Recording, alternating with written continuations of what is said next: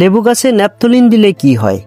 বন্ধুরা, আজকে খুবই গুরুত্বপূর্ণ ও ব্যতিক্রমধর্মী একটি ভিডিও নিয়ে হাজির হয়েছি, যা আপনারা আগে কখনো দেখেননি। আপনার লেবু গাছের পাতা কি কুঁকড়িয়ে যাচ্ছে? তাছাড়া আপনার বাগানের লেবু গাছে কি প্রচুর পরিমাণে ফুল ও ফল দেখতে চান? অথবা আপনার লেবু গাছে অনেক ফুল আসে, কিন্তু সেই ফুলগুলো একটা সময় আর থাকে না। এবং আপনার বাগানের লেবু গাছগুলোর পাতা কি কিছুদিনের মধ্যে হলুদ হয়ে ঝরে পড়ে যায়? আপনার লেবু গাছে লিফ মাইনার ও মিলিবাগ পোকার আক্রমণ বৃদ্ধি পেয়েছে? তাহলে আজকের এই ভিডিওটি দেখলে সঠিক সমাধান পেয়ে যাবেন। আপনার বাগানের পছন্দের লেবু গাছগুলোকে রক্ষা করার চমৎকার কিছু পরামর্শ দিতে যাচ্ছি। বন্ধুরা, যদি আপনার লেবু গাছের পাতার উপর লিফ মাইনার, সাদামাছি, ফল ছিদ্রকারী মাছি পোকা, এমনকি মিলিবাগ পোকার উপদ্রব দেখা যায়, অর্থাৎ পাতার উপরে অথবা পাতার নিচে, এমনকি ফলের উপর সাদা সাদা পোকার আস্তরণ পড়ে, সেক্ষেত্রে আপনি কি করবেন? তার জন্য শুরুতেই আমাদের প্রয়োজন হবে ন্যাপথলিন, যা আমরা সবাই বাড়িতে বিভিন্ন ধরনের কীটপতঙ্গ এবং পিঁপড়াকে দূর করার ক্ষেত্রে এটা ব্যবহার করে থাকি। এই উপাদানটি বাড়ির কাজে ব্যবহারের পাশাপাশি আমরা যদি বাগান পরিচর্যার ক্ষেত্রে যদি সঠিকভাবে ব্যবহার করতে পারি, তাহলে এই ন্যাপথলিন দ্বারা সুন্দর বেনিফিট আমরা বাগানেও পেতে পারি। এটা আমরা যে কোনো মুদির দোকান থেকে সংগ্রহ করতে পারবো। তারপর যে উপাদানটি দরকার হবে সেটি হলো বেকিং সোডা, যা আমরা ঘরোয়া কীটনাশক হিসাবে গাছে প্রয়োগ করি। তারপর যে উপকরণটির প্রয়োজন হবে সেটি হলো ডিটারজেন্ট। এর পাশাপাশি আমাদের প্রয়োজন হবে হলুদ, যা আমরা রান্নার কাজে ব্যবহার করি।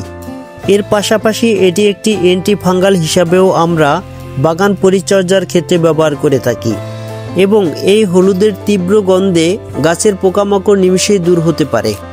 প্রথমেই আপনারা কয়েকটি ন্যাপথলিন নেবেন, তারপর ন্যাপথলিনগুলোকে সুন্দর করে গুঁড়ো করে নেবেন। এক্ষেত্রে আমরা হাম্বল ডিস্টের সাহায্যে অতি সহজে গুঁড়ো করব। আপনারা দেখতে পাচ্ছেন ন্যাপথলিনগুলো পাউডারের মতো হয়েছে। এবার মূল দ্রবণ তৈরি করার জন্য একটি পাত্র নিন। তারপর পাত্রের মধ্যে 1 লিটার পরিমাণ গরম পানি নিয়ে নেবেন। তারপর ন্যাপথলিনের গুঁড়া পানির মধ্যে দিয়ে দিবেন, যেটা আপনি আগে গুঁড়া করে রেখে দিয়েছিলেন। আপনারা অবশ্যই গরম পানি ব্যবহার করবেন, তবেই কিন্তু ন্যাপথলিন সঠিকভাবে মিশতে পারবে। তারপর কিছুটা সময় নিয়ে আপনি নাড়াচাড়া করতে থাকুন। মনে রাখবেন, ভালোভাবে নাড়াচাড়া না করলে এটি সম্পূর্ণভাবে মিশ্রিত হবে না। তারপর এটিকে 4 ঘন্টার জন্য রেখে দিবেন। 4 ঘন্টা পর ফিরে এলাম। তারপর এর সাথে 1 চামচ বেকিং সোডা মিশাবেন। তারপর এটি ভালোভাবে নাড়াচাড়া করে মিশিয়ে নেবেন। এখন যে উপাদানটি মিশাবেন সেটি হলো ডিটারজেন্ট পাউডার, যেটা আমরা ঘরোয়া কাজে ব্যবহার করি, অর্থাৎ জামা কাপড় ধোয়ার কাজে ব্যবহার করি। তারপর ভালো করে নাড়াচাড়া করে নেবেন যেন উপাদানটি ভালোভাবে মিশে যায়। এই ঘরোয়া কীটনাশকটি আরও শক্তিশালী করার জন্য যে উপাদানটি মিশাবেন সেটি হলো হলুদের গুঁড়া। হলুদ ব্যবহারের একটাই কারণ, মাটির মধ্যে ও পাতার উপর যে ফাঙ্গাসের আক্রমণ হয় তার থেকে রক্ষা পাওয়া। হলুদকে অ্যান্টি ফাঙ্গাল ও অ্যান্টি ব্যাকটেরিয়াল হিসাবে বাগানে ব্যবহার করা হয় এবং এই হলুদ কিন্তু মাটির মধ্যে থাকা ফাঙ্গাসকে অতি সহজে দূর করতে পারে। এছাড়া লেবু গাছ ছোট অবস্থা থেকেই অনেক সময় পাতা কুঁকড়িয়ে যায় এবং গাছ বাড়ে না, ফুল ও ফল আসে না।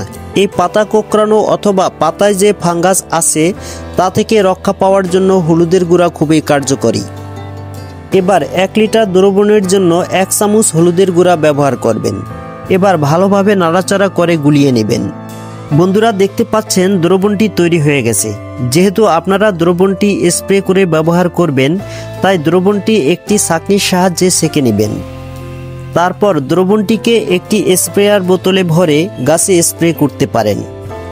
বন্ধুরা, যদি আপনার লেবু গাছের পাতার উপর লিফ মাইনার, সাদামাছি, ফল ছিদ্রকারী মাছি পোকা এবং মিলিবাগ পোকার উপদ্রব বেড়ে যায়, অর্থাৎ পাতার উপরে অথবা নিচে, এমনকি ফলের উপর সাদা সাদা পোকার আস্তরণ পড়ে, তার উপর এই দ্রবণ স্প্রে করে দিবেন। সেই সাথে আপনার বাগানের লেবু গাছের পাতা যদি কুঁকড়িয়ে যায়, তাহলে উক্ত স্থানে এই স্প্রে ব্যবহার করতে পারেন। এতে আপনার লেবু গাছের পাতা কোঁকড়ানোর সমস্যা সমাধান করবে। এমনকি আপনি পেঁপে গাছে, লাউ গাছে স্প্রে করতে পারেন, তাহলে দেখবেন এর থেকে চমৎকার বেনিফিট পাবেন। বন্ধুরা, আপনার বাগানের লেবু গাছে প্রচুর পরিমাণে ফুল আসে, কিন্তু সেই ফুলগুলো একটা সময় আর থাকে না এবং আপনার বাগানের লেবু গাছগুলোর পাতা কি এই সময় এসে হলুদ হয়ে ঝরে পড়ে? তাহলে আপনি কি করবেন? শুরুতেই আমাদের প্রয়োজন হবে ভিনেগারের, যেটি আমরা রান্নার কাজে অথবা খাবার সুরক্ষিত রাখার কাজে ব্যবহার করে থাকি। এর পাশাপাশি আমাদের প্রয়োজন হবে ডিমের খোসার গুঁড়ো। ডিমের খোসায় প্রায় 40% ক্যালসিয়াম থাকে। এতে বোরন, ম্যাগনেসিয়াম, ম্যাঙ্গানিজ, তামা, লোহা, মলিবডেনাম, সালফার, জিঙ্ক ইত্যাদি অনেক ধরনের মাইক্রো উপাদান রয়েছে। ডিমের খোসা সার হিসাবে চমৎকার। যারা বাগান করেন তাদের সবচেয়ে বড় চ্যালেঞ্জগুলোর একটি হলো কীটপতঙ্গ। রাসায়নিক কীটনাশক ব্যবহার না করে গাছকে পোকামাকড় থেকে বাঁচানোর জন্য প্রাকৃতিক উপায় খোঁজে অনেকেই। ডিমের খোসা এক্ষেত্রে দুর্দান্ত প্রাকৃতিক কীটনাশক এটি। এবার নিতে হবে একটি গ্লাস। এবার গ্লাসের মধ্যে আমরা প্রথমেই ভিনেগার নিয়ে নেব। এই ভিনেগার আপনারা প্রথমত 100 মিলি পরিমাণ ব্যবহার করবেন। তারপর এই ভিনেগারের সাথে ডিমের খোসার গুঁড়ো নিতে হবে। এটি আপনারা 100 মিলি ভিনেগারের সাথে 2 চা চামচ পরিমাণ ডিমের খোসার গুঁড়ো নেবেন। তারপর সামান্য একটু নাড়াচাড়া করলে আপনি লক্ষ্য করবেন দ্রবণটি একটু ফুলে উঠেছে। তারপর দ্রবণটি আপনি একদিনের জন্য রেখে দিবেন।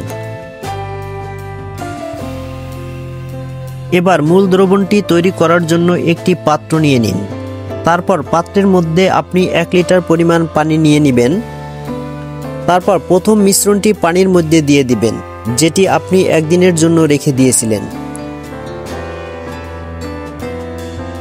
তারপর কিছুটা সময় নিয়ে আপনি নাড়াচাড়া করতে থাকুন।